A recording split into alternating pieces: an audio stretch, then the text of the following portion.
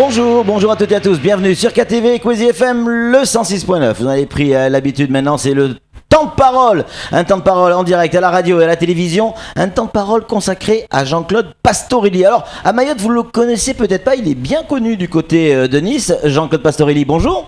Bonjour Mayotte. Non, moi c'est Patrick. Jean-Claude, bienvenue sur ce plateau du temps de parole dans la matinale. On va parler un petit peu aquaculture. Demain, on a Jean-Claude, j'allais dire Dominique Marot, qui sera du côté de Matignon avec votre président notamment pour défendre la problématique des DOM au niveau de sur l'aquaculture. Alors, nous on s'intéresse à Mayotte, mais a priori le problème de l'aquaculture dans les DOM, il est général. C'est l'aquaculture et les pêches. Ouais. Il y a eu un couac, ouais.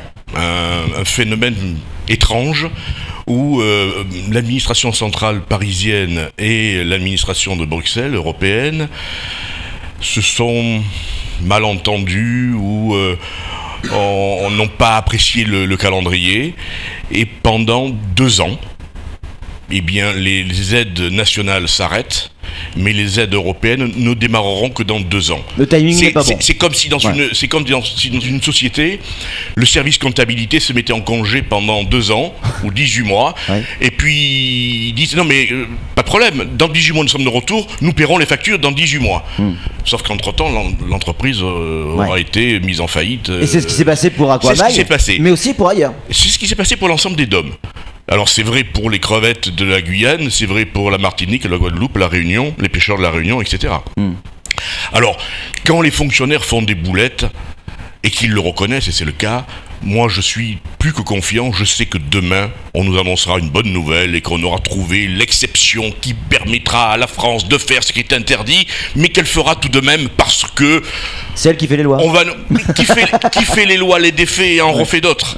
Et donc ils vont s'entendre avec Bruxelles et puis ils vont trouver une solution, parce que ça n'est pas viable. On peut pas mettre la concierge est partie en vacances, débrouillez-vous tout seul. Ça n'existe pas. Donc je suis vraiment très confiant. Très confiant pour qu'il y ait une solution dès demain. Oui, et pour une fois, puisqu'il faut quand même le dire, les fonctionnaires de Mayotte, ils sont strictement pour rien. Pour une fois. Faut dédouaner quand c'est dédouanable. Quand on châtie, il faut le châtier à juste titre et à bon escient. Et vous en savez quelque chose, parce que selon nos informations, vous avez pu rencontrer le préfet pendant grosso modo 3 quarts d'heure, je crois, hier. Tout à fait. Je l'ai rencontré hier. J'ai rencontré un homme à l'écoute des problèmes de Mayotte, un homme curieux et un homme qui a envie de réaliser. Alors je lui ai dit, vous savez, monsieur le préfet, généralement les préfets de Mayotte débarquent à Mayotte, trouvent 3 kilos de problèmes sur leur bureau, et puis s'en vont très rapidement en laissant 4 ou 5 kilos de problèmes derrière eux. Alors j'espère que, pour vous, même si c'est pour votre carrière, c'est pas terrible, je souhaite que vous restiez longtemps chez nous, avec nous. Et puis deuxièmement, je souhaiterais que quand vous partiez, vous laissiez à votre successeur 0 kilos de problèmes et plein de belles réalisations. Et parmi les belles réalisations, il y a l'aquaculture. On en parle depuis longtemps, il est temps de passer aux actes. Alors justement, l'aquaculture, pourquoi on en fait tout un pataquès de l'aquaculture à Mayotte? On nous dit, l'aquaculture c'est l'avenir de Mayotte, il y a moyen, Pourquoi c'est un terrain favorable? Mais parce que j'ai l'impression que... Écoutez, j'ai l'habitude de dire qu'à l'aube de l'humanité, l'homme était chasseur, cueilleur et pêcheur. Le chasseur a laissé la place à l'éleveur. Le cueilleur a laissé la place à l'agriculteur, seul restait le pêcheur. Or aujourd'hui, avec les bateaux-usines coréens, japonais et autres, et espagnols, on racle tout. Et le désert, la mer est devenue un désert. Et il n'y a plus de poissons. Donc il faudra bien que le pêcheur se transforme en aquaculteur. Donc en éleveur. Et donc un éleveur de poissons. Et donc un éleveur de poissons. Et le bon Dieu, s'il existe, je ne l'ai jamais rencontré, Moi non plus. Mais s'il existe, quand il a créé le lagon de Mayotte, il a créé le lagon de Mayotte pour que l'homme apprenne à devenir aquaculteur. Voilà le 2e plus grand lagon au monde. Un lagon qui bénéficie de 2 marées par jour, de 4 mètres, qui agissent tel un siphon et nettoient l'eau du lagon. L'eau du lagon se renouvelle en 7 jours en totalité, et l'eau a une constante, c'est qu'elle fait 29 degrés du 1er janvier au 31 décembre. Et avec ça, on peut faire de l'aquaculture? Avec ça, toutes les conditions sont réunies pour faire de l'aquaculture. Il n'y a pas de cyclone, Très peu. Non, il y a des tempêtes tropicales, mais il n'y a pas de cyclone. On n'est pas dans la zone cyclonique. Ouais. On est protégé par une barrière de corail. Nous allons nous mettre des cages qui sont prévues pour la mer du Nord, donc prévues pour résister à des vagues de 6 à 8 mètres. Le lagon de Mayotte, c'est 2 mètres maximum. Donc franchement, à Mayotte, si on ne sait pas faire du poisson, c'est qu'on est mauvais. Samuel Baucher, le rédacteur en chef de France Mayotte Matin, a une question à vous poser, Jean-Claude Pastorelli. Bonjour. Bonjour, Dieu que je bois vos paroles, il n'y a pas de souci, mais il y a quelque chose que je n'arrive pas à comprendre. Avec les potentialités de l'aquaculture à Mayotte, une dizaine de milliers de tonnes de poissons par an, à grosso modo, dans les prévisions, sans impact sur l'environnement, on produit entre 80 et 100 tonnes aujourd'hui, malgré tous les efforts. Qu'est-ce qui se passe ? Alors, la question est très intéressante. Ah ben on le paye très très cher pour qu'il ait des bonnes questions. Mais non, mais la question c'est la question qu'il fallait poser. Tout d'abord, les capacités du lagon de Mayotte, à mon sens, elles ne sont pas de 10 000 tonnes. Elles sont beaucoup plus. Mais il faudrait être débarrassé de quelques esprits tordus qui veulent revenir à l'âge des cavernes, tirer leur femme dans la caverne en la tirant par les cheveux.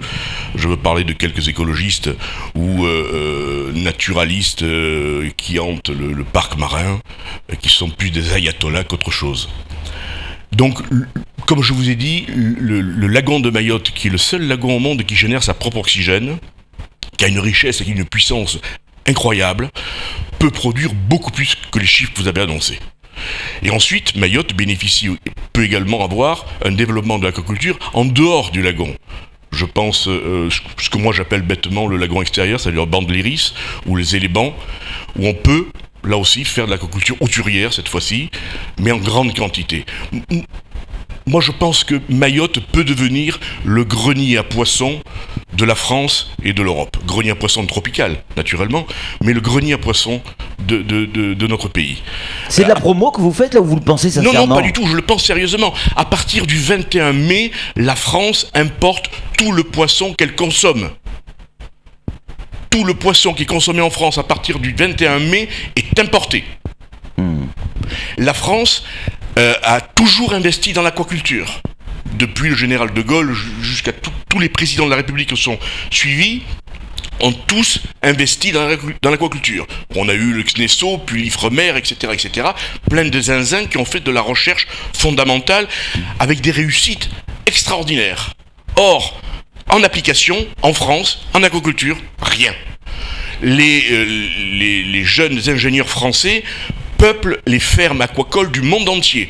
Partout où on va, au Panama, en Espagne, en Italie, en Grèce, en Turquie, en Tunisie, au Vietnam, au Cambodge, on trouve des ingénieurs français formés en France, mais en France, on ne trouve pas d'aquaculture parce qu'on ne veut pas la cage. Ah mon Dieu, une cage, ça dénature le paysage. Est-ce qu'un navire au mouillage ou une balise ou un phare dénature le paysage ? À mon avis, non. Ça fait partie du paysage. Mais c'est pas que la faute des écolos, Jean-Claude, si on n'arrive pas à produire plus de 100 tonnes à Mayotte. Alors, vous n'avez pas complètement répondu à la question. Non, on a à Mayotte, pour produire du poisson, il faut maîtriser 5 points de la chaîne. Le premier point, c'est être capable de garder un parc génétique, c'est-à-dire des géniteurs. Aujourd'hui à Mayotte, nous n'avons plus qu'une seule souche de poisson, c'est l'ombrine. Alors qu'avant, on avait une deuxième souche qui était le cobia. Mais par des erreurs de manipulation du passé, ils ont javellisé les géniteurs. Bon. Véritablement ? Véritablement, ils les ont abandonnés, on a perdu le truc.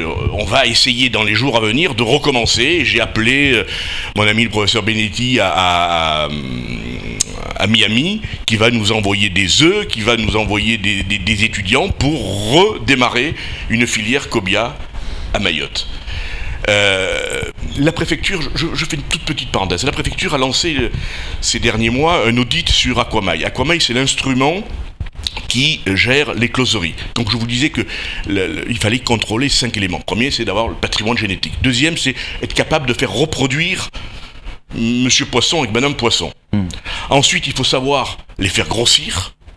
Après, il faut savoir les exporter, parce que les produire à Mayotte, si on ne sait pas les exporter, si on n'a pas la logistique, si on n'a pas les avions pour cela, et encore à un prix normal. Aujourd'hui, la compagnie aérienne qui dessert Mayotte prend Mayotte en otage. C'est un peu du racket. Et ensuite, il faut savoir le vendre. Et ça, on ne sait pas le faire aujourd'hui ? Alors, nous, quand nous sommes arrivés ici, on n'en vendait pas beaucoup. Les experts du Conseil général, les experts que le Conseil général avait trouvé pour faire un audit, on dit l'ombrine ne se vendra pas plus que 6 € du kilo. Oui. Je viens de signer, il y a 10 jours, jour pour jour, un contrat avec un gros importateur suisse à 12 € du kilo. L'ombrine de chez nous. L'ombrine de Mayotte. Et l'ombrine de Mayotte est à la carte des plus grands hôtels de Monte-Carlo et des plus grands hôtels parisiens. Nous avons joué... j'ai appelé tous mes copains qui étaient chefs étoilés et je leur ai dit écoute, prends-moi de l'ombrine. Ils ont joué le jeu et quand aujourd'hui je vais vendre l'ombrine, je dis attendez, c'est le même poisson qui est à la carte du restaurant 3 étoiles au guide Michelin, etc. Donc on a voulu jouer la qualité et le poisson de Mayotte est bon, il faut le savoir. Nous on le sait, hein, on en mange régulièrement. Alors il nous reste 2 minutes, Jean-Claude. Comment on peut arriver à ce type de résultat, à produire ces 10 000 voire plus tonnes de poissons par an? Il faut savoir passer le cap d'un certain niveau. En dessous de ce niveau-là, Mais comment on fait pour le franchir, ce cap? Écoutez, on a déposé un dossier. Nous l'avons déposé il y a 2 ans. Normalement, un dossier ICPE, ça prend 4-5 mois d'instruction. 1 an quand c'est très long, nous en sommes à 2 ans et 3 mois.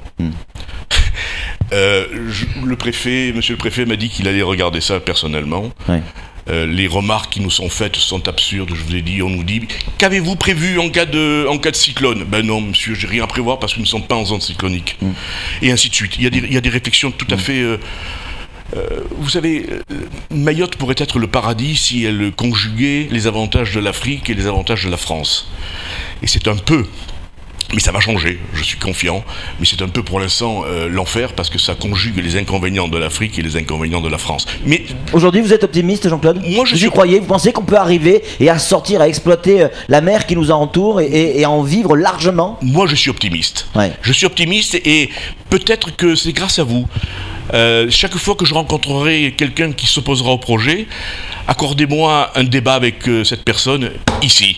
Et puis ceux qui s'opposent à des projets, eh bien, il faudra s'expliquer devant la population. Parce que l'aquaculture, c'est la première activité économique qui peut être développée ici à Mayotte, avec des créations d'emplois réelles à la clé. Samuel Bocher, pour conclure. Oui, Jean-Claude, une question que je me pose aussi depuis toujours. On produit le poisson principalement pour l'exportation? Non.